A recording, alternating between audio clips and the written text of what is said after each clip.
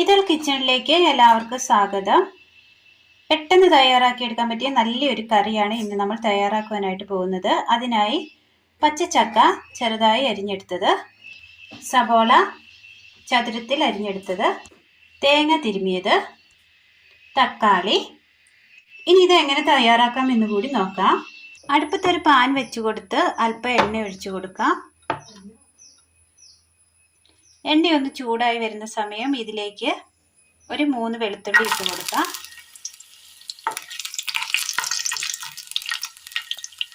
ഇതിലേക്ക് തേങ്ങ തിരുമിയത് ഇട്ട് കൊടുക്കാം.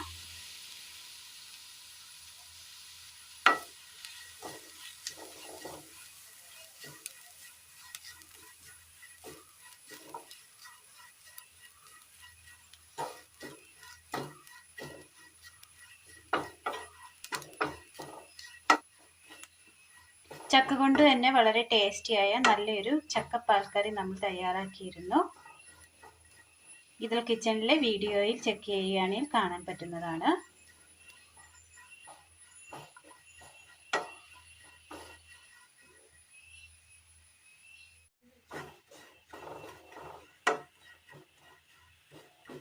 തേങ്ങ ഒന്ന് ചുവന്ന് വരുന്ന സമയം ഇതിലേക്ക്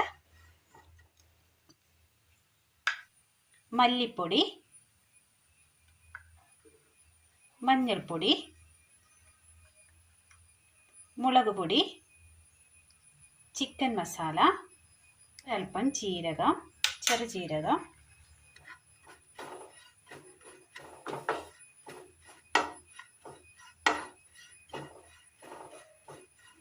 കറിവേപ്പില,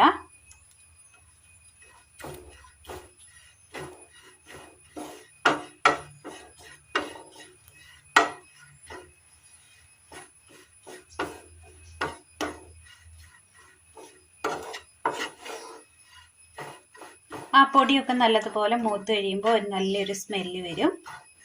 ഈ സമയം തീ ഓഫ് ചെയ്യാം. ഇതൊന്ന് തണുക്കാനായിട്ട് മാറ്റി വെക്കാം. തേങ്ങ ഒന്ന് തണുത്ത് വരുന്ന സമയം അടുപ്പത്ത് പാൻ വെച്ച് കൊടുത്ത് എണ്ണ ഒഴിക്കാം. ഇതിലേക്ക് സവോള ഇട്ട് കൊടുക്കാം.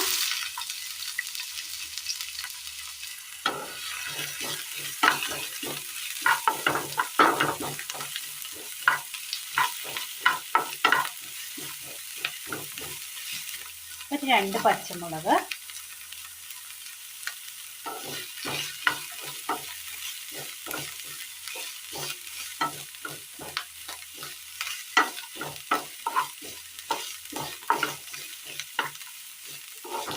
എരിവിനാവശ്യമായ മുളക് ചേർത്താൽ മതി. പച്ചമുളക് ചേർക്കണമെന്ന് നിർബന്ധമൊന്നുമില്ല, നമ്മുടെ ഇഷ്ടാനുസരണം ചേർക്കാവുന്നതാണ്. ഈ മുളകിന് എരിവ് കുറവാണ്, അതുകൊണ്ടാണ് ഞാൻ ഇട്ടത്. ഒരുവിധം വാടി വരുന്ന സമയം ഇതിലേക്ക് അരിഞ്ഞു വെച്ചിരിക്കുന്ന ചക്ക കൂടി ഇട്ട് കൊടുക്കാം.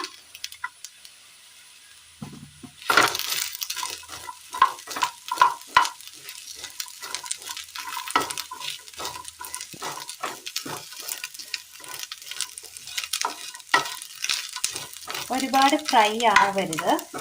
ഫ്രൈ ആവാതെ ജസ്റ്റ് ഒരു ഷാലോ ഫ്രൈ പോലെ ആയി കിട്ടിയാൽ മതി.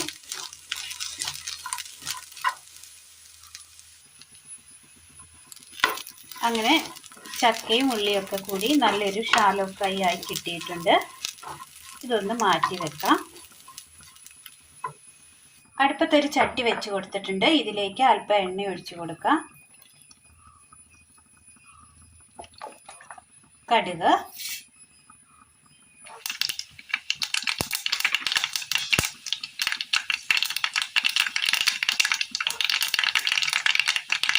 കറിവേപ്പില,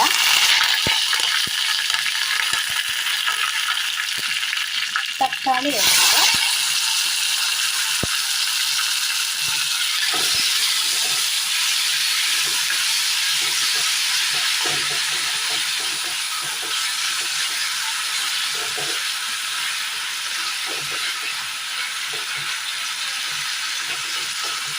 നന്നായി ഒന്ന് ഇളക്കി കൊടുത്തതിന് ശേഷം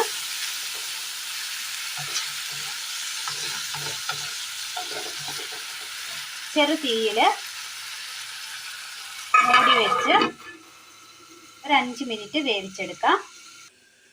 മിക്സിയുടെ ജാർ എടുത്തതിന് ശേഷം ഇതിലേക്ക് വറുത്ത് വെച്ചിരിക്കുന്ന തേങ്ങയുടെ കൂട്ടിട്ട് കൊടുക്കാം.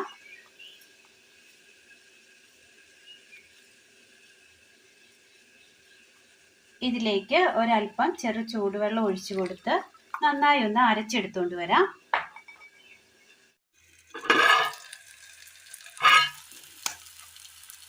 അഞ്ച് മിനിറ്റിന് ശേഷം മൂടി തുറക്കുമ്പോൾ ഇതുപോലെ വെന്തിരിക്കും. ഇനി ഇതിലേക്ക് നമ്മൾ അരച്ചു കൊണ്ടുവന്ന് തേങ്ങയുടെ അരപ്പ് ചേർത്ത് കൊടുക്കാം. ഒരല്പം ചെറു ചൂടുവെള്ളം കൂടി മിക്സിയുടെ ജാറിലേക്ക് ഒഴിച്ചു കൊടുത്ത് നന്നായി ഒന്ന് ഒഴിച്ചു കൊടുക്കാം.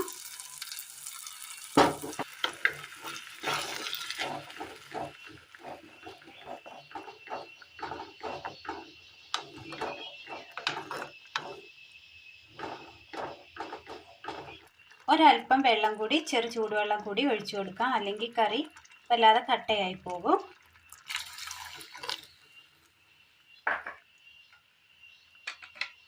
ഇതിലേക്ക് ഉപ്പിട്ട് കൊടുക്കാം.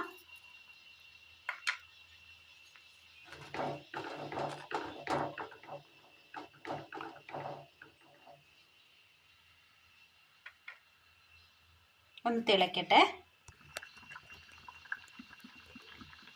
അരപ്പിനൊന്ന് തിള കയറി വരുന്ന സമയം ഇതിലേക്ക് നമ്മൾ വഴറ്റി വെച്ചിരിക്കുന്ന പച്ചമുളകും സബോളയും ചക്കയും ഇട്ട് കൊടുക്കാം.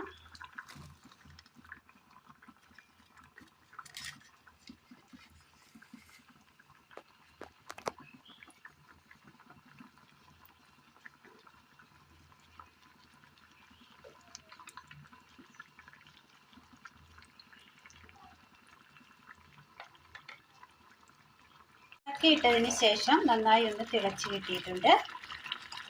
ചക്ക ഇട്ടതിന് ശേഷം ഒന്ന് നന്നായി തിളച്ച് വരുമ്പോൾ അതേപോലെ മൂടി വെച്ചാൽ മതി. പിന്നെ അധികം തിളപ്പിക്കാൻ നിൽക്കരുത്, കുഴഞ്ഞു പോവും.